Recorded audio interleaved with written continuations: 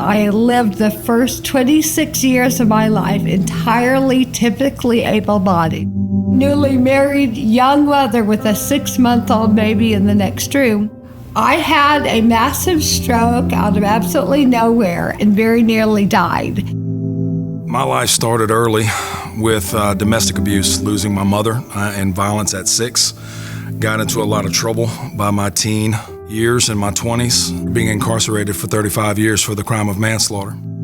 Can this be my life? Can this be my story? I don't know that I can do this. What do you mean? I should be grateful that I already had a baby because that part of my life is over. And what do you mean that I'm now permanently a wheelchair user? Couldn't even process all the layers of sadness.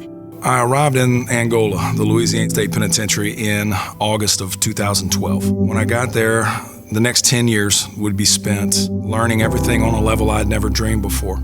I went to the seminary school, New Orleans Baptist Theological Seminary, had an extension center there. I met a man named John Robson, and I met a few other people who started teaching me in classes, teaching me in friendships, teaching me developmentally what it meant to be the man, the brother, the husband that I should have been my whole life. And that entire journey in Angola was hands down the most formative of my life. I could not eat for many months. I spent 11 months being fed through a tube in my stomach. My husband would give me feedings of liquids. That really does begin to do something to your head. I think in those very darkest moments of wondering if I'm supposed to even be on earth, before I could really start the process of flourishing, I had to radically accept that this was the story and begin to make sense of it. Anyone who has major tragedy suffering and wakes up the next day and is like, I'm gonna write a book and speak because I'm so flourishing and resilient, is really like delusional. The reality is, I spent the first 5 years after the stroke really beginning to come up for air, honestly. I don't think we ever move on. I don't think that's a thing. But I think we can, in fact, move forward. I had been incarcerated for over 21 years. I had all the hope in the world that I would be released in about 9.5 years. Suddenly a law changed and I had 9 months. I had nowhere to go. And I had to figure it out. All my family had died away. Where am I gonna go? What am I gonna do? I get a phone call from a man named Burl Kane, who had been my longtime warden in Angola. I'd just gotten out of prison, and he says, son, I want you to go back to prison. I said, okay, what do you want me to do?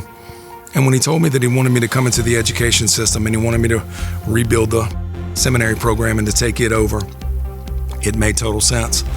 Because for the first time in my life, that hope that I had had as a helpless one, I now was being able to be the one that gives hope to other helpless ones. My husband and I created a 501c3 nonprofit where we invite families where someone is living with a disability to come to a summer camp vacation-like experience. And it's entirely free and it's glorious. And most recently, we've opened a coffee shop in Atlanta, where I live, where we employ people with disabilities to work together in an interability community. I've written a number of books and get to speak about what's happened to me. When you begin to kind of unpack the story, there can be pain and loss, but there could also be a level of, this is my one life. So how am I gonna live it? And ultimately, am I going to choose to love this story? Because it is a choice. My wife asked me, did you ever think in a million years that you would be in Washington, D.C., talking about how you have come to flourish since the Angola Penitentiary? Did you ever think you would do that while you were laying on your bed? And my answer is absolutely not. We can let tragedy, like prison, could confine me, but it can't define me.